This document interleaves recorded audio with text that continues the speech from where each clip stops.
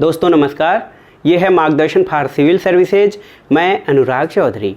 दोस्तों आज हम बात करेंगे तैयारी से संबंधित क्या समस्याएं आती हैं उनके बारे में, तैयारी करने में जो हमारे अभ्यर्थी लगे हुए हैं उनके मन में क्या विचार आते हैं उसके संबंध में, और फिर अंत में सफलता और असफलता के संबंध में।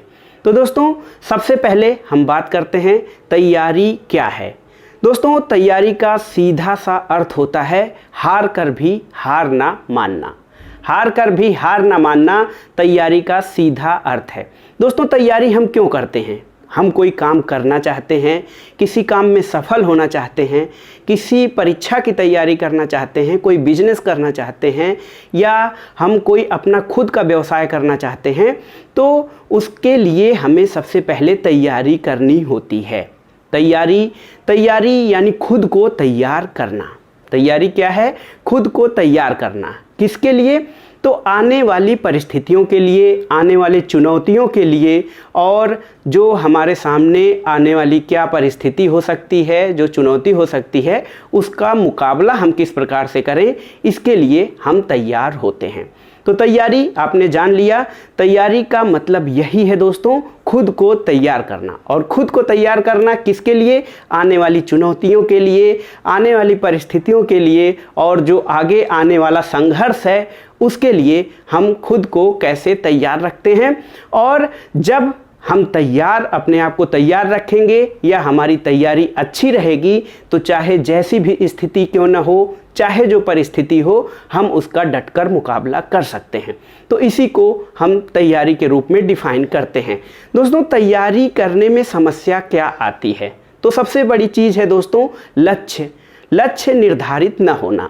एक समस्या है कि जब हम किसी परीक्षा की या किसी काम के लिए तैयारी करते हैं और उसमें हमारा कोई निश्चित लक्ष्य नहीं होता है, तो हम या तो तैयारी कर नहीं पाते हैं या बीच में ही छोड़ देते हैं और उसे अंजाम तक नहीं पहुंचा पाते हैं। तो सबसे पहला काम ये होना चाहिए, अगर जो आप तैयारी करना चाहते हैं किसी भी चीज़ की, केवल सिविल सेवा परीक्षा की नहीं, किसी भी कंपटीशन की, किसी भी परीक्षा की, तो उसके लिए सबसे पहले आपको अपना लक्ष्य निर्धारित करना होगा। लक्ष्य निर्धारण का सीधा सा अर्थ यही है कि आप अपने तैयारी को एक किस मुकाम पे या किस अंजाम तक पहुंचाना चाहते हैं, इसका मतलब यही है। यानी आप किस चीज़ के लिए तैयारी कर रहे हैं, तो आप सीधे सीधे कहिए कि हमारा ये लक्ष्य है, हम इसके लिए तैयारी कर रहे हैं। तो पहला काम है दोस्तों, ये महत्वपूर्ण काम है कि आपका लक्ष्य क्या हो, इसका निर्धारण, या अपना सटीक लक्ष्य जो है जिसको आपको भेदना है या जिसे प्राप्त करना है, आपकी मंजिल क्या है, उसके बारे में आप निश्चित हो जाएं।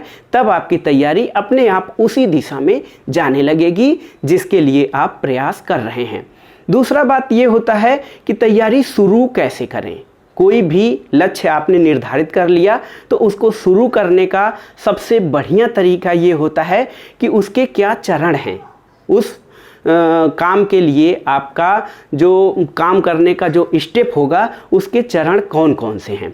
तो इसके लिए सबसे पहले आपको, हम सिविल सेवा परीक्षा की बात करें तो सबसे पहले आपको मतलब पाठ्यक्रम क्या है, इसके परीक्षा की प्रकृति क्या है, और इसके लिए आपको कौन कौन से सोर्सेज या स्रोत हैं उनके बारे में आपको जानकारी एकत्र करनी पड़ेगी। जैसे सिविल सेवा परीक्षा 3 चरणों में होती है, आप जानते हैं, प्रारंभिक परीक्षा, मुख्य परीक्षा और साक्षात्कार। इसमें किस तरह के प्रश्न आते हैं और कैसे आपको कौन कौन से पार्ट होते हैं, सामान्य अध्ययन होता है, एक ऑप्शनल या वैकल्पिक विषय होता है, उसके बारे में आपको ज्ञान होना चाहिए। उसके अलावा जो व्यक्तित्व परीक्षण या साक्षात्कार है उसके बारे में भी आपको जानकारी जुटानी पड़ेगी और स्वयं का मूल्यांकन करना पड़ेगा कि आप इस काम को या जो आपने लक्ष्य चुना है इसके लिए आप किस प्रकार से अपनी तैयारी जारी करेंगे कि आप अंत में अपने मंजिल तक पहुंच जाएं।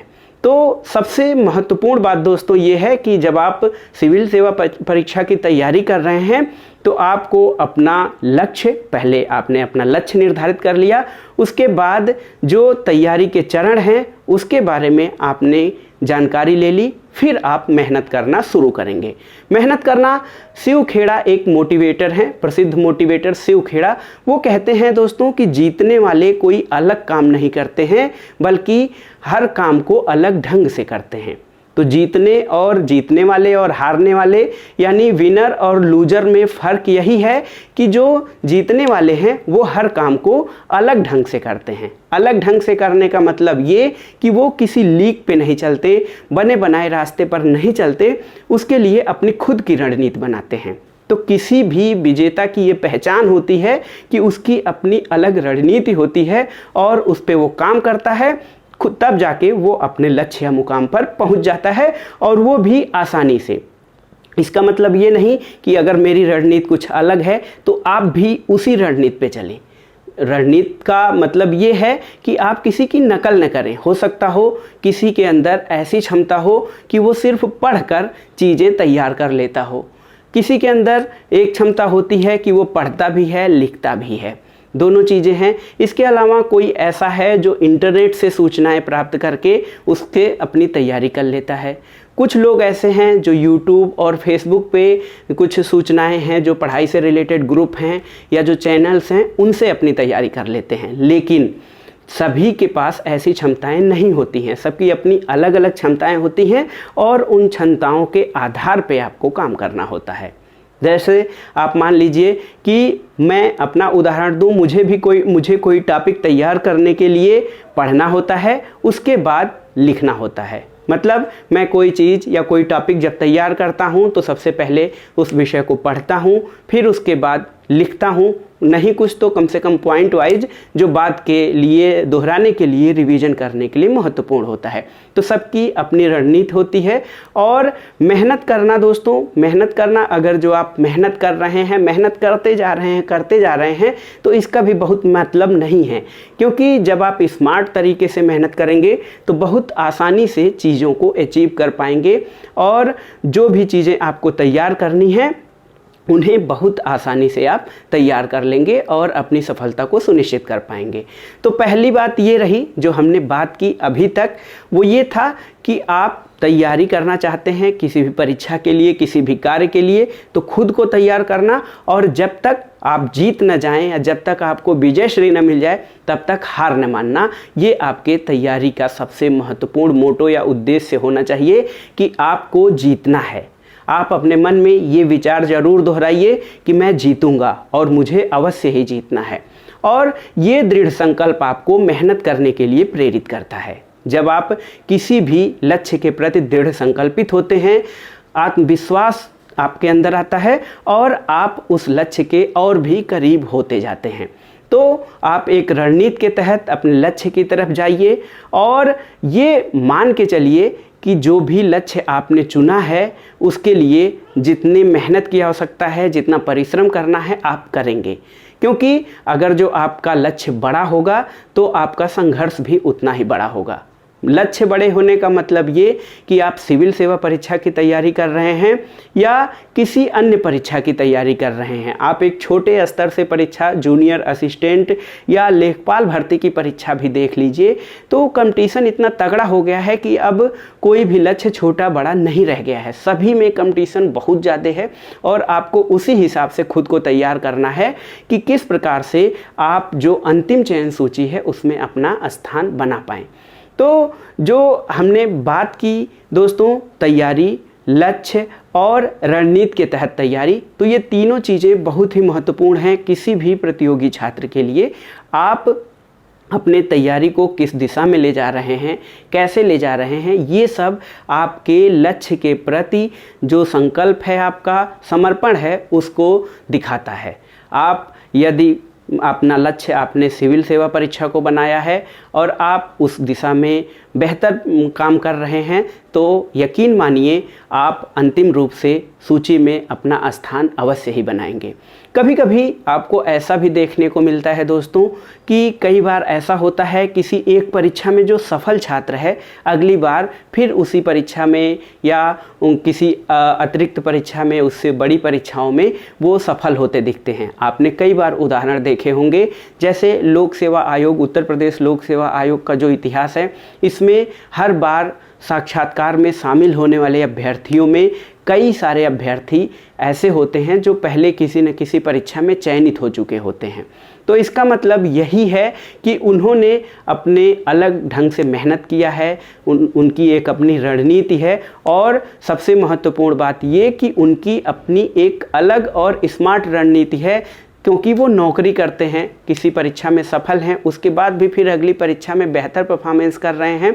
तो इसका मतलब यही है दोस्तों कि वो एक स्तर की उनकी तैयारी भले ही हो चुकी है, लेकिन आप ही मानिए अगर जो तैयारी अच्छी नहीं होगी, पढ़ाई नहीं होगी, तो वो फिर पीछे हट जाएंगे या पीछे छूट जाएंगे। लेकिन वो ऐसे लोग जो किसी एक परीक्षा में सफल हो चुके होते हैं, यानी उनके ऊपर से जो एक प्रेशर होता है वो हट चुका रहता है, लेकिन वो फिर भी परीक्षा के लिए तैयारी करते हैं। जबकि मेरा मानना ये है कि जो लोग अभी किसी परीक्षा में चयनित नहीं हो पाए हैं, उनको अधिक से अधिक मेहनत करने की आवश्यकता है, बहुत ज़्यादा मेहनत करने की, और एक रणनीति के तहत, ताकि वो अपनी पहली सफलता सुनिश्चित कर सकें। दोस्तों, मेहनत, लगन, दृढ़ संकल्प और आत्मविश्वास आप ये सफलता के मूल मंत्र हैं। यदि आप किसी भी तरह से अपने आप को कमज़ोर करते हैं या ढीला ढुलमुल रवैया अपनाते हैं, तो आप अपने लक्ष्य से धोखा कर रहे हैं या अपने आप को धोखा दे रहे हैं। ऐसा इसलिए होता है कि आप में दृढ़ संकल्प या इच्छा शक्ति की कमी है। आपने एक बार अपना लक्ष्य निर्धारित कर लिया तो उस लक्ष्य की तरफ बढ़िए, तभी वो आपको हासिल हो पाएगा। लक्ष्य निर्धारित करना सफलता की गारंटी नहीं है जब तक आप उस पर काम नहीं करेंगे। कोई भी लक्ष्य जो आपने निर्धारित कर लिया, जब उसको पाने के लिए आप काम करना शुरू करते हैं तो ऐसे लगता है कि हाँ, ये चीज़ें आसान हो रही हैं। पहले कोई भी परीक्षा या बहुत कठिन लगती है, लेकिन जब जैसे जैसे हम उसके लिए तैयारी करना शुरू करते हैं या तैयार होने लगते हैं, खुद को तैयार करने लगते हैं, तो वो चीज़ें आसान लगने लगती हैं। तो आज के बातचीत का मतलब यही था दोस्तों कि यदि आप किसी भी परीक्षा की तैयारी कर रहे हैं और आपने या कोई आपके अंदर कोई शंका हो और आपका संकल्प कमज़ोर पड़ रहा हो, तो उस संकल्प को कमज़ोर ना पड़ने दें। अपने आप को अपने अंदर मजबूती लाएं, तभी आपके अंदर आत्मविश्वास का संचार होगा और यकीन मानिए आपको आपका लक्ष्य ज़रूर मिलेगा। आगामी सफलता की शुभकामनाओं के साथ अनुराग चौधरी, धन्यवाद।